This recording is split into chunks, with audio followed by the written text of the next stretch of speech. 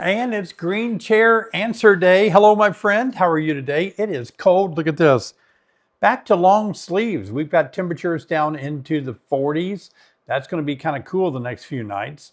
And I'll tell you, it's windy, rainy, bad weather. We've had a lot of tornadoes in the US. It's been crazy. And all week long, I've not been able to get into my hives because like today's high temperature is only 59 degrees Fahrenheit. That's just too cold to work bees. So I'm inside, and on, what is it, May the 21st? Yeah, May the 21st. You would think it'd be warm enough we'd be playing in beehives outside, but that's not the case. So I'm back indoors. Every live stream I do question and answer section, and these are left over from last Thursday's live stream. So I'm getting around to answer them, and I love answering your beekeeping questions. So whether you ask this question or not, the answer is going to really help you, because I guarantee you're going to run into all of these questions that are asked here today. Let's jump right into it. This is from Joshua that says, first year beekeeper, have a really strong hive. Went from nuke to 2 deeps in 3 weeks. That's outstanding.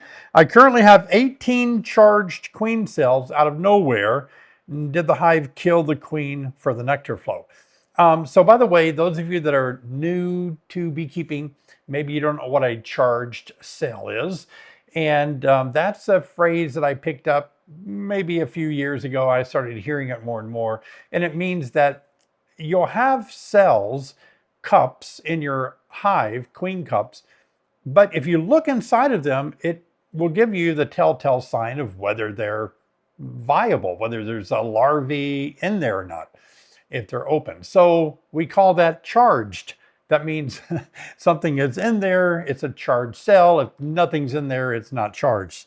So Joshua, what I think is going on there, sounds like your bees are swarming to me. I mean, you currently have 18 queen cells. That's not supersedure. They don't need that many to supersede their queen, replace her. And out of nowhere like that, yeah, it sounds definitely like they are swarming. Did the hive kill the queen for the nectar flow? Do you not have a queen? I would check to see if you have a queen. If you do, cage her, tear down the swarm cells.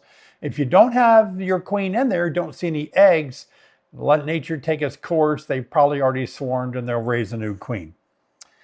All right. Hi, David. I've noticed after I take an old queen out of the hive and make a split and put her in a new split, the old colony seems to swarm a few times after new queens emerge. Why? Very good question. Love it. That's my favorite question so far out of 2. But I love it because that's a legitimate question. You took the old queen away, which they swarm with their old queen. So how could they swarm? But after they spent, what, 20 plus 30 days raising a new one, as soon as the new ones come out, they swarmed. The reason they do that is because they have an instinct to swarm. It's a reproductive instinct to reproduce, right? And so they're swarming. As soon as they get a queen that can lay eggs, they're leaving with her.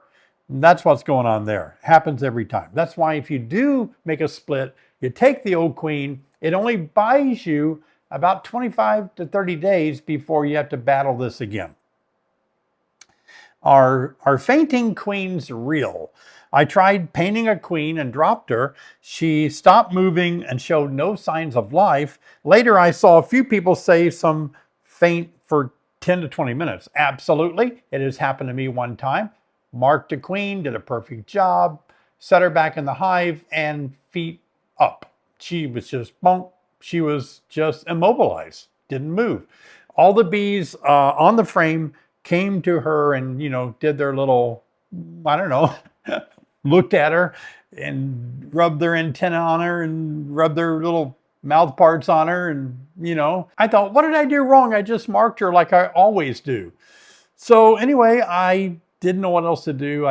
She was on the frame. The bees got all around her. I put the frame back. I went back the next day because I just couldn't believe I killed her. And there she was walking around happy as could be. So yeah, they do kind of faint. We don't really know why. They don't have lungs where, they get short of breath and faint. But there's something about that they become paralyzed, maybe from fear. I hear that occasionally other animals will do the same thing. Alex, when switching a split with the original colony to boost numbers and the foragers go to the split, why don't they kill the queen knowing she's not theirs?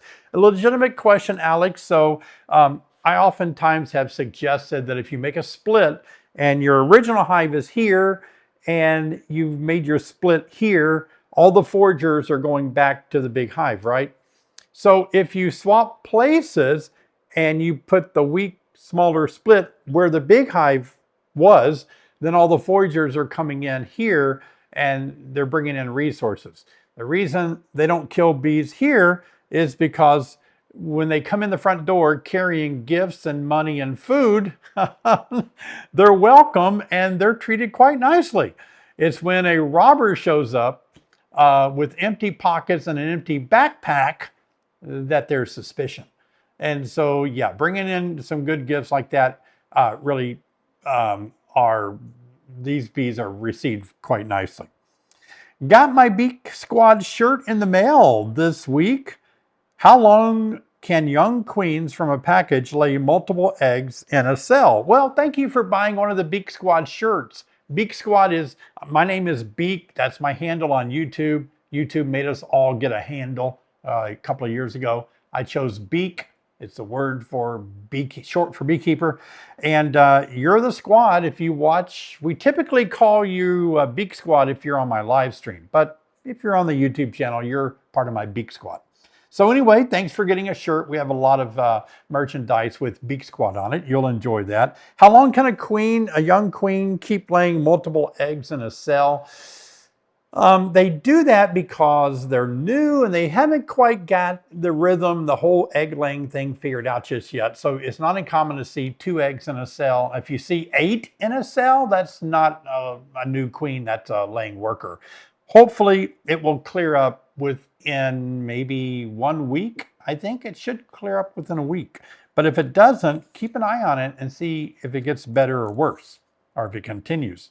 First inspection and no queen. Oh, no larvae, no eggs. 10 more days, same thing. Added a mated queen, 4 days, and she's in the cage but dead. Maybe missed virgin queen. 12 more days, still no sign of a queen.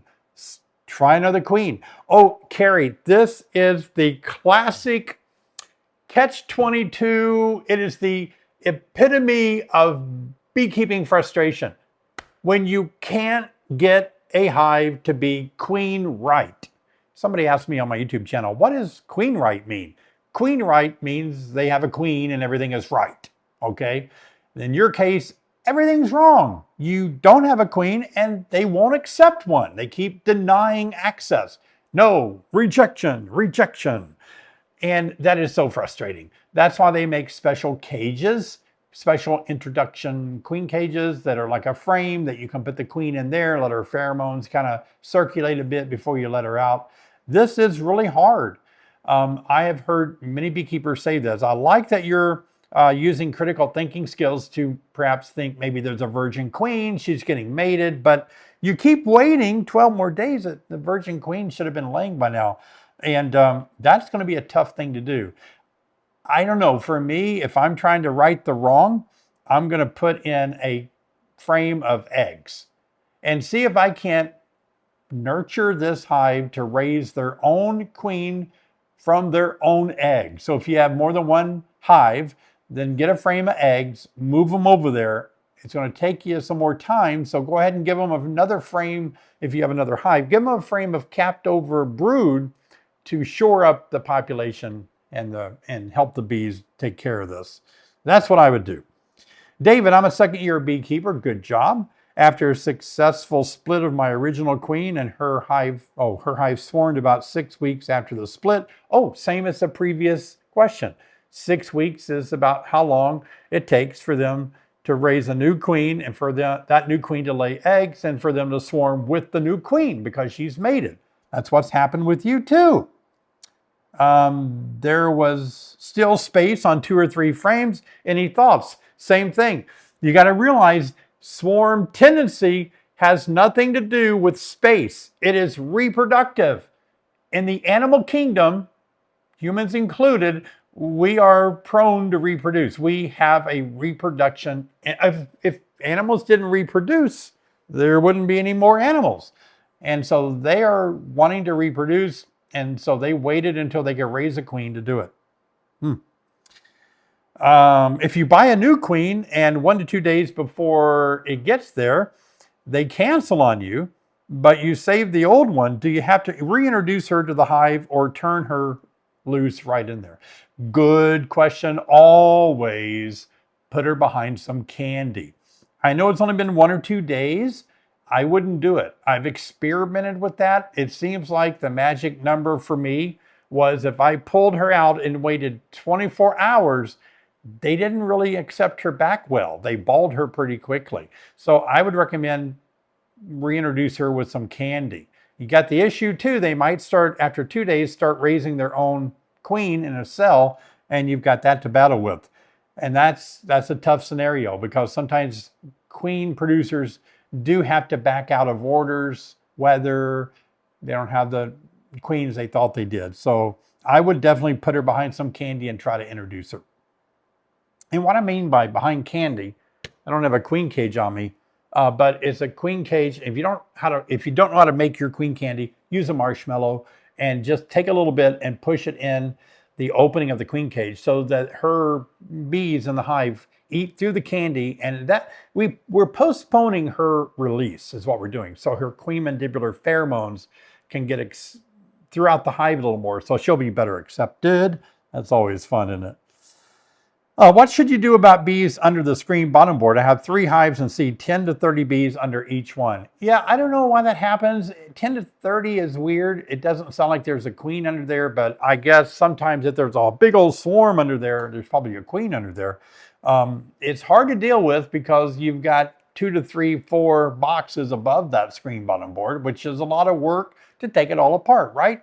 So you just have to leave it or go underneath there and try to scrape it off gently, or take the hive apart and shake them back in the hive. Yeah, several of you have asked me that this year. Avon Wood, hello David. Should all hives need to be split in the spring? Is a hive that doesn't need to be split a red flag? Thanks. So in other words, you would expect all bees to want to swarm in the spring if they're healthy, and most of them do. It's not really a red flag that they don't. I've had big colonies that I was afraid were going to swarm in the spring because they were so big and healthy, and they never did swarm. And I got lucky. So no, it's not necessarily a red flag. Can be, but not necessarily. The only way you know that to do the evaluation is to look for swarm cells. Hey Dean, how does a person check bees with a 40-mile-an-hour wind? Yeah, you find that answer and I'll apply it to my life. I've tried by putting hives in unique places around this building here in the back of our property. They were way down the road there, and it was so bad that Patrick, my friend and videographer, and I were watching bees get blown off of the frame as we held the frame up because it was out in the middle of the prairie land. So I've moved them around the buildings back here, and that way I can work some hives even during a 40-mile-an-hour wind. So put them in a better place, I guess. Get them out of the wind. What is your opinion of the lay-in hive and the bee barn hive? I know about the bee barn hive. I've never used it. I do have a lay-in hive that I'm running right now. They survived the winter. I think I'm producing that video tomorrow, actually, on Thursday. So I did an inspection coming out of winter on the lay-in hive. My opinion about the lay-in hive, I like it.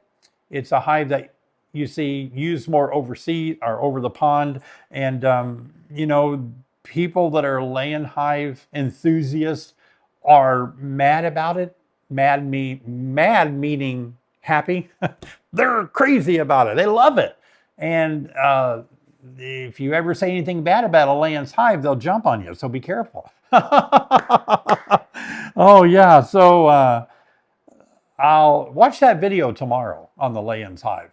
I find it to be very different than a Langstroth. The frames are different in size. It's like a top bar hive, only more structured is a nice way to say it. But they survived the winter in that lay-in hive. I like it. And you don't have to move boxes. It's all in one horizontal box. Can you feed a bad queen to get it stronger for a while, then reuse the queen? No, not unless you take your queen inside your house and take royal jelly and feed her royal jelly, which most beekeepers don't have access to royal jelly. So that's really not the only thing that she'll eat. She'll eat honey. I've fed bees honey to keep them going, but I don't know if I would make her stronger. I tend to find that when I do try to keep bees a long time in cages by me feeding them honey, they don't last as long as if they're being fed royal jelly by nurse bees. Yeah. Have a problem with my bees not moving into the honey supers? Welcome, so does everybody else. That's something I battle at times. That's something that new beekeepers battle at times. And that's because we give them a honey super with undrawn foundation like this.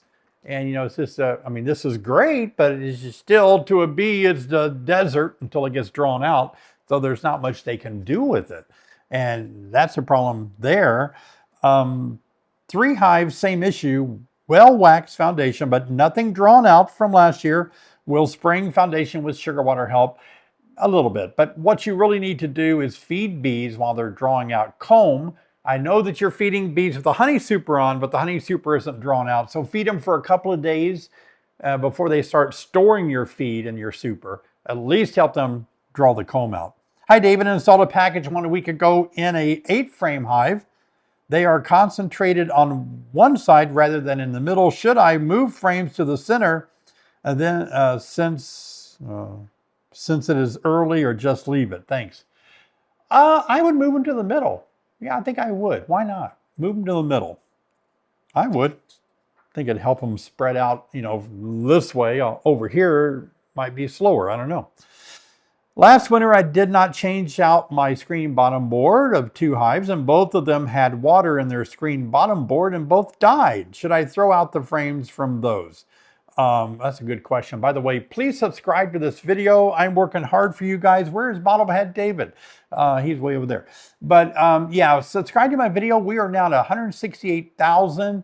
And remarkably, we have topped, my channel has topped 20 million views since I started my beekeeping channel. 20 million views. That's great. So please subscribe. Appreciate it. And back to the question here.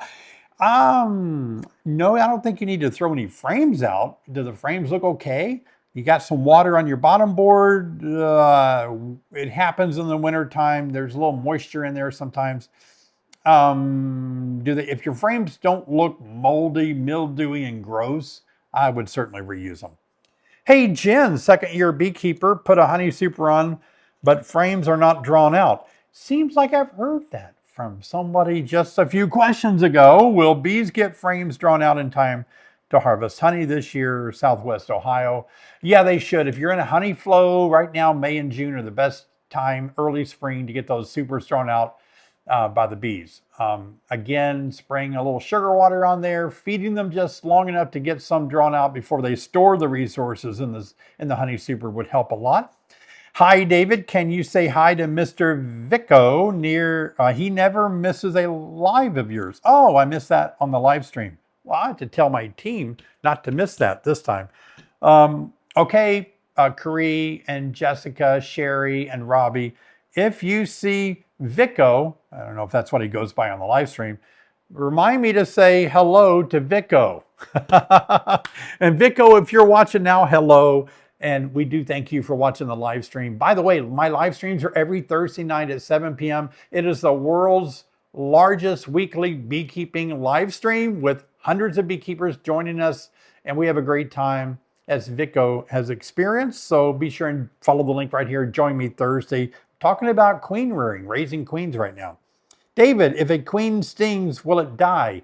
No, it shouldn't, because their stinger is not as barbed as a worker bee's stinger, and so it doesn't pull their gut out. And so worker bees die when they lose their stinger because of the injury that is caused to their body by their whole gut being pulled out. and that's traumatic, and they'll only live an hour or so after that. But a queen bee doesn't lose her stinger, generally speaking, when they sting.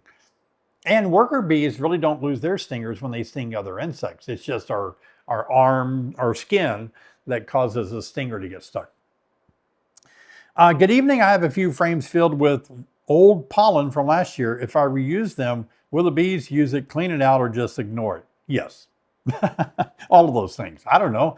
I have found that my bees do not like old bee bread. You know, the bee bread that turns black in color, it looks greasy. I won't let the bees have that again. No, I won't. I've found that bees don't like it. They stay away from it, so I just get rid of it. I've gotten rid of a few frames this year. Probably what some of these were, old bee bread frames. But if it's good looking pollen, I think your bees would use it, especially if you froze it and preserved it or something. But studies have shown that fresh pollen is better for bees. We needed a study? Yeah, hello. Hey, what do you guys think? Would you rather eat something fresh or something that's really old and moldy? Let's do a study and find out. Surprising, bees like fresh stuff. I love it. Oh yeah, it's like, wow, what a wicked study. We just proved that bees like to eat fresh things. Now, who doesn't? Oh gosh, all right, let's get back to more serious things here. All righty, I have 2 queens that emerged today. That's not going to go well if they're in the same house.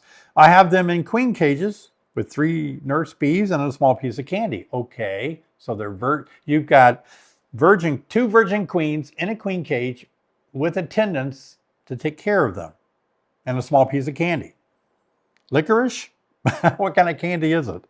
What is the best way for me to keep them as insurance and let them go on a mating flight? Oh, the best way to do it is definitely, Amy, is to take a mating nuke, 5-frame mating nuke, and let your caged virgin queens come out of their queen cage with bees in there to make sure there's no other queen in there. Just need 1 or 2 frames in there that are drawn out. The rest of them can be undrawn. And let that become a mating nuke, we call it, and she can take a mating flight, come back there, and you can hold her in there as a mated queen until you need her. Yeah, don't let her stay in that cage more than a couple of weeks. If she would, she might die in there. The attendants aren't going to take real good care of her. And usually I have found that only 1 attendant out of, you put 3 in there, only 1 is the one feeding her. I've watched that. The other 2 are like, no, I'm not going to feed her. So you want to, and that nurse bee is going to age out and not maybe have as much royal jelly to feed her. So they're not really good at feeding them. Even if you hold them in a battery bank, which I made a short video on a couple of days ago, even those nurse bees have to be replaced because a nurse bee is only a nurse bee from 6 to 12 days old. After that, they can't take care of queens very good. All right, Dustin, this year I've already made 1 round of queens. Well, congratulations. And 12 days ago, I pulled a queen out of a hive I wanted to use as a starter. Okay. You really can't do that. Today, there are eggs and even a charged queen cell. Thoughts? Okay. Dustin, it sounds like you've pulled a queen out of a hive to use that hive as a starter. The reason you can't do that is because all the nurse bees in there are taking care of what the queen did. She laid eggs, and so for the next 8 days, the nurse bees have to feed thousands of larvae. So when you use that as a starter hive to feed your larvae, they probably won't do it. Certainly can't do it well. Why are there eggs in there? After 12 days, you pulled it. Now you're still seeing eggs. The only thing that comes to mind is that there must have been 2 queens in there. So you pulled 1 queen out. So now there can't be any eggs. And now there are eggs, so there must be another queen. It's not uncommon to have 2 queens in there. It's not laying workers because there hasn't been enough time since the queen is out of there. That's going to be a mystery. I want you to use your creative skills, thinking skills to solve that for us and let us know. Hey, Pam. Pam got 3 nukes that she's picking up this weekend, which might have been last weekend. These are left over from Thursday's live stream. Can I do a split from the 3 nukes and buy an extra queen, or should I just wait a few weeks and see if I can still make a split? Ooh, ooh, ooh, ooh. I'm not a, yeah, okay, let me back this up. Who cares what I am? Yes, you can do that. You can make a split. Now you're getting 5 frames in a nucleus. The way this is going to go down is if you got 3 nukes and they have 5 frames each and you pull a frame out of each of these with resources and eggs and larvae, the 5s, you're going to have 3 frames here that are now going to have 4 frames, which is going to be okay. But you're going to add a split, another nuke over here with one of these frames. So you're going to have 3 frames over here. That's actually not a bad idea. And I think it'll be fine if you do that. So you want to pull an equal amount of, maybe a resource out of this one. I mean, balance them out equally so you don't make any of the 3 nukes suffer. But adding that split will work. You can do it right away if you want to, or you can wait, either way. Yeah, I was originally going to say that I would not recommend doing that because I always like my nukes to build up, but it doesn't matter. They'll build up pretty fast. Hey, Glenn, how long should you wait for a newly mated queen to develop a good brood pattern? Oh, a newly mated queen will going to be, you won't even be able to see her brood pattern until she lays eggs, and then 8 days, 9 days later, you'll start to see capped over pupae, and that will tell you her brood pattern. So I'm going to say 14 days, 2 weeks. Hey, David, in Northeast Pennsylvania, we've been having a lot of rain. Oh, me too. I got 1 inch yesterday, or the day before yesterday. I got another inch in about an hour yesterday from a terrible storm that went through and just soaked us again. Wow. Should I start feeding again? Also, add pollen patties? Well, I know in the spring we worry about spring weather. It's cooling off and raining in part of the U.S. Like the north part of the U.S. is cold and wet, and the southern part is hot and dry, or hot and stormy, or whatever. So anything you can do to help your bees out is going to be beneficial by feeding them. I'm not crazy about pollen patties anymore because it attracts small hive beetle. I put my pollen protein in my sugar water, so it stays concealed from the small hive beetle. We sell additive packs that you can do that with. Linda, thoughts on clipping a queen wing to keep from swarming? Just saw a video and wasn't aware that that was an option. The reason you weren't aware that that wasn't an option, Linda, is because it's an old time practice. I was reading some of the 1800 Bee Culture magazine. By the way, Bee Culture magazine is a really good beekeeping magazine. You should really look into it. Go online and look at Bee Culture. I write a monthly column for Bee Culture, and been around. It's the oldest beekeeping magazine there is. In the 1800s, I was reading a letter to the editors and all, and I could see people arguing in the letters to the editors in the 1800s that they were for or against cutting the wing of a queen so they don't swarm. And a lot of people were saying, yeah, a lot of people were saying that's terrible. I am on the terrible side. I think it's a terrible thing to cut the back wing. I used to do it years ago when I raised queens, 20 years ago, people asked me to do it and I had to do it, but I didn't like doing it. But the idea is that she can't swarm if her wing is clipped. I think you clip the back wing. I think that's what I was doing. But anyway, I find that that's an injury and they could replace her. But if they do want to swarm and they try to make her swarm, she'll just kind of plop out in the grass. And there are better ways to do swarm control. But that's an old practice that has lost traction. Although somebody left a comment here on YouTube that I think they said in the UK, maybe, it's a very common practice today, still going on. I gotta get a drink. Look at this cup, by the way. Isn't that amazing? Had a kind viewers make this for me. Look at that. Wake up, be awesome. Wow, that's crazy, isn't it? And don't go anywhere because I'm going to have coffee time at the end of this question and answer time. Candy said, I had a hive swarm on Sunday that I installed 2 weeks ago. Ooh, really? Did you install a package or a nucleus? Tried to save the swarm, but it didn't stay. with the hive that left, I knocked down the queen cells. Do I need a queen as soon as possible? Yeah, if the queen didn't emerge before you knocked them down, you killed all of their chances of having a queen. So yeah, you do need a queen as soon as possible. I would check first, see if you see a queen in there. Melissa, hi.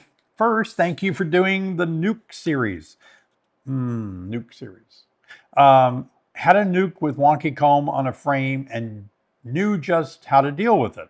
Second, I installed the nuke with 5 frames of feed from a dead out. Do I feed 1-to-1 also? Okay. Melissa, thank you for your kind comments. By the way, that's not a nuke series. That's a package B. Every year we sell packages of bees, and I always like to keep 1 or 2 to see how they do, right? So that's a package of bees. That's not a nuke, but maybe that's what you meant. Okay. Should you feed them 1-to-1 even though you have some leftover frames of honey? Not necessary. It wouldn't hurt anything if you did, especially if we get some cold, rainy weather. Hey, Deborah, what's the best way to change nuke full-size frames to medium-size frames? There is no good way to do that. A frame is a frame. The way the frame is built, here's an old dirty one here, but you need both the top bar and the bottom bar. So if you saw it this way to make it smaller to be a medium box, then there's no way to really to reattach this bottom bar. You're better off to start with the right frame and go from there. It's really hard to convert. Certainly is, yeah. Marianne tried queen rearing. Well, thanks. I'm glad. I'm encouraged. I'm always encouraging you guys to start queen rearing. What gives the grafts a better advantage at queen rearing versus putting a frame of very young larvae into a nuke hive with lots of nurse bees? Is it in the position of the cups? Thanks. It is. It's not only the position, but it's the amount. Okay. So like if you have a whole, what did you call it? A nuke box. Okay. If you have a whole nuke box full of young nurse bees and you just let them raise their own, they're only going to raise a few. But if you graft and do your own, they'll raise as many as you want to put in there. It's only going to be used for 24 hours, by the way, by the nurse bees. So, but it's always a position of the cups that you give them. Once the bees see a vertical cup, they know it's a queen cup and they will feed it raw jelly. That's right. The other cells of worker bees are horizontal. David, how would someone sign up for Bee Team 6? Oh, Bee Team 6 mentorship is something I've done for almost a decade now. I mentor beekeepers around the world, and specifically the US, but around the world. And we do this through email, and I send out a newsletter, sometimes some videos. I send out a weekly newsletter. I interact with you through email. You directly email me, and we go back and forth with your problems, and I try to solve and work through your issues with you. And you can follow the link right here to become a member of my Bee Team 6 coaching or beekeeping mentorship program. Thanks, Wayne. Hey, Mike, what's your opinion on the Saskatraz bee? Oh, well, thanks, Mike. The Saskatraz bee is supposed to be a bee that shows a little more mite resistant, good honey production, a little more gentle. I've heard back from beekeepers 50-50. Some will say, yeah, it was good. And others say, I didn't notice any difference. I've never ran one, so I don't know. But when it comes to haploid diploidy bees, it's tricky for us to manipulate the genetics because every queen mates with upwards of 20 to 40 drones. And so you have a mixture of the DNA unless you do instrumental insemination, which isn't really done by a lot of breeders, really. And so you still don't really get, like this purebred bee that you think you do. So it's kind of iffy, but I would say the best thing you can do is to try it and see. I want to get into coffee time now. If you look at this coffee mug here, it says, wake up, and it says, wake up, be awesome. I like that. I want to encourage you guys today to consider, how do you feel about being inspired, motivated, or awesome? It's not an easy world to live in today. And I think sometimes we feel like, wow, I'm struggling through whatever you're going through. Maybe you're, struggling at work. Maybe the economy isn't what you would hope it would be, or maybe your beehives aren't going the way you thought they were. And, you don't feel like waking up and being awesome. How do you get to where you can feel better in a environment that doesn't feel good? And one of the things that I've learned, and I've had to teach myself over the years, and I'm not perfect at it, is that I have to rewire my brain. I have to rewire the way that I view my day and view my life. And as odd as it does, there's other things you can do, right? Meditation is good. To be honest with you, I did try meditation for a while. I wasn't doing any transcendental meditation, although that sounds intriguing, but I was just learning how to meditate and be in the present moment and things like that. And but I think what I learned the most in life, I had a mentor that mentored me for years, about 6 years, in another discipline. And so he taught me so much about life in general and how to rewire my thinking, rewire my brain. And he taught me how to deal with bad situations, challenging, threatening situations, whatever, and still remain very calm, very positive, and keep your head together. And I learned a lot from him, and I keep applying that every day.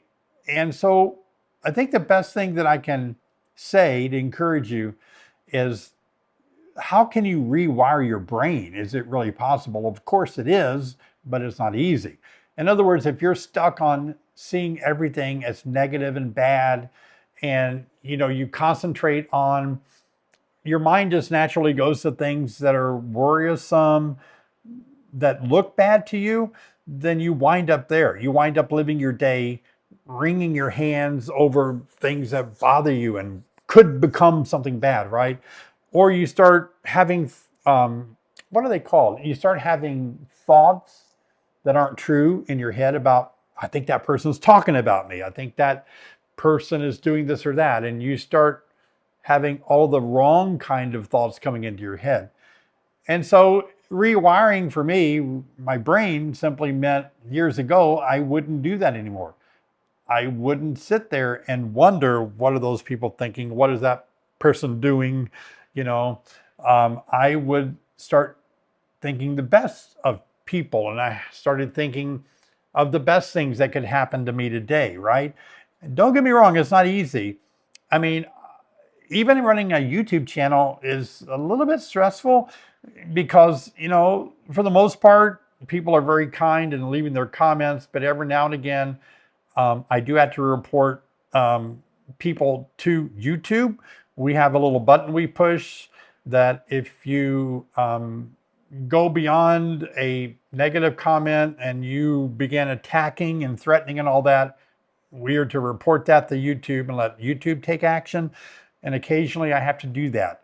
Not very often. Like I said, 95% of you leave great comments. I don't really get that, but sometimes there's all kind of people out there that are going through things that cause them to lash out and say very threatening things. So I just look at that every time that happens, and I feel very sad for the person, whether it's a YouTube comment that's gone bad or anything in life. I just realize that person is going through a very mentally challenging moment in their life. It's not, I don't take it personal anymore, okay? You want to say something that is going to jar me, it probably isn't going to jar me, because in my other career, I lived in the jar moment of being jarred all the time. And I fortunately don't have to do that anymore. So I've kind of learned over that experience that I can hold myself together, realizing that I am who I am. And I don't want this to sound arrogant, but I'm okay with myself. I've learned to be okay with who I am. And if other people kind of don't like that, I think that's sad for them. I like everybody that I meet. I don't want to hold any grudges against people. And that's the second part of waking up and being awesome, I think, is waking up and really looking at other people that you appreciate and that you want to inspire and encourage. And I think that if we can not only receive encouragement from other people, but we can give it out to other people as well during our day. You just don't see it as much as I used to. I was born in 1960. So growing up, I lived in a time in our country where people were very, to me, what I saw where I lived, people were very encouraging and supportive of one another. And a lot of people were more outgoing, visiting on porches, swinging on front porches. You knew your neighbors, you talked to your neighbors, and you knew the guys and gals at the grocery store. You know what I mean? There was hi Betty, how are you? Doing fine, Bob. You know, I kind of grew up with that. And so I'm still like that. I really like social engagement of people I don't know. I encourage them and I talk to them, and I've been known to carry on long conversations with people I just met. And my wife says, I don't know how you do that. I feel connected. I think science is starting to learn. Now, this is going to get kind of iffy here, maybe, on what you're going to think about me now. But whether it's, in some religions, people feel that we're all connected by God. And some science feels like we're all connected by a consciousness. Our consciousnesses are connected, that we're made of the same thing stars are made of, and all the, whatever your religious view is or your scientific view is, I think that is accurate. I think who I am is closely related to who you are. And I think we're closely related, actually, not by DNA, but by our being in the human race. What makes us tick, and I think we're designed to function as bees are, as a single organism, a single super organism. I think humanity is made to operate that as well. In other words, it's hard for me to pass a car that stopped maybe on our country road down here without saying, hey, everything okay? I'm just not gonna, I'm not wired that way. I feel like if I was having trouble and somebody stopped, I would appreciate that, And so I feel like that to be kind of wake up and feel awesome is waking up and say, how can I help somebody today? Not so much looking for people to help me. I've spent some time doing that in my life, my early years as a young adult, and I was struggling in many things. I felt like I needed people to help me. And guess what? They never showed up. I kept thinking, I'm going to have this problem solved if I ever get a better job, if a rich uncle dies, if somebody finally helps me out and gives me a better car to drive, if somebody would give me a better job. And I realized nobody did. I mean, I'm not going to say nobody did, but I learned that if whatever I wanted, it came down to elbow grease of me having to do it. Right? And that comes from me rewiring my brain saying, I like who I am. I'm a hard worker. I can make a way for myself and I can help other people. I'm not going to wait for other people to help and do things for me. And that makes you feel better about yourself. Listen, before you actually tackle and accomplish things, you can't wait for the confidence to do it. If you wait for the confidence to go out and do what you know you need to do, you'll probably never do it. You got to start doing it, because once you do it, your confidence builds. It's like beekeeping, right? You can't wait and get confident to become a beekeeper.